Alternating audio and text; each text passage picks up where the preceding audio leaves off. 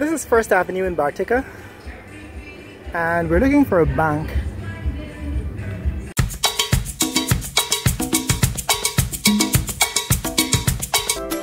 Oh, this is my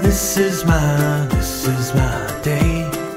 I'm ready to take it on, come what may. So the first bank we found was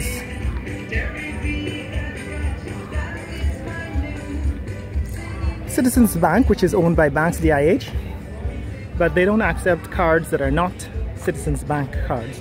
So we have an alternative choice in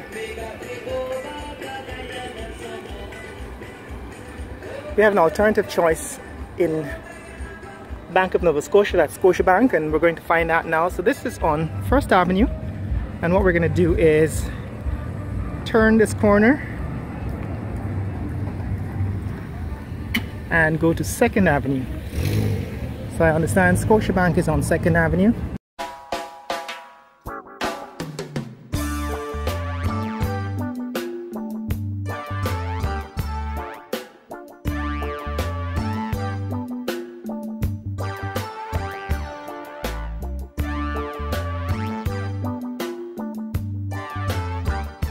So the other thing to discover about Bartica is that all business is done in cash. And while there are 3 major banks here, Scotiabank, GBTI, and Citizens Bank, these banks are not necessarily the banks you use. And the only international bank is Scotiabank, so you might not be able to do business with your bank card or your... Okay, that is Bartica policeman riding a four-wheel motorcycle, a quad, and so you need to bring cash. So if you want to do business in Bartica, then suggest you bring cash. This is a residential street that is interspersed with commercial property. So there are shops and businesses, small businesses in 2nd Street. This is Scotiabank, and we will see if we can do some transaction. Alright, so here we are at Scotia. We're going to try to use the Scotia ATM. It's actually a nice air-conditioned room. You can see that's me. So we're going to try to use the Scotia ATM and see if we can get some cash to do some business here in Bartica. Okay, so that was a success. I was able to get cash from the ATM at Scotiabank using my Republic Bank card. I will know when I leave here, when I go back to the city, that is to Georgetown, how much that is going to cost me, but I'm expecting to cost me quite a lot in transaction fees, and that is just the cost of coming to Bartica without cash. So remember, if you want to do some shopping, you want to do some business in Bartica, make sure you bring cash, because this is a cash city, cash town, and you're going to need it.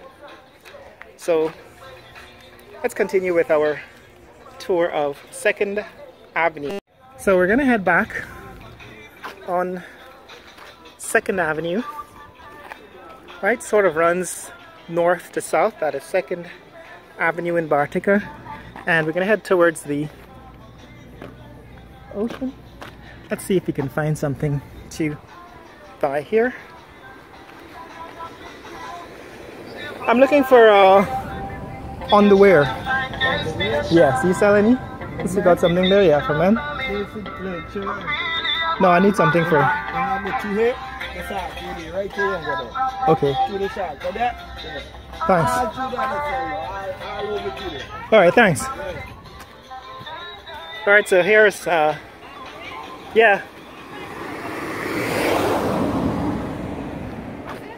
I'm looking for underwear. Gents. Okay, so this is back on 2nd Avenue. As you can see, it goes all the way down to the waterfront. That's the riverfront at the end of the street.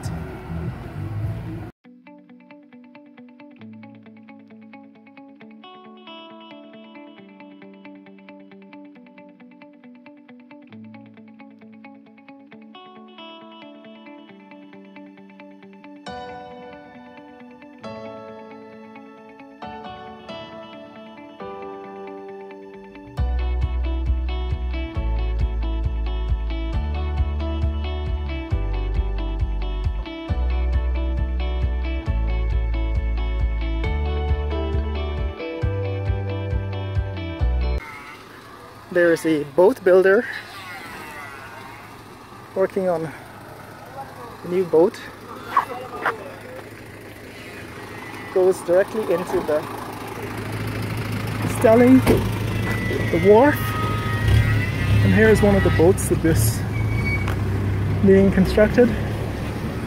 It's a boat builder building one of those ferry boats that will take you 30 miles to Bartica.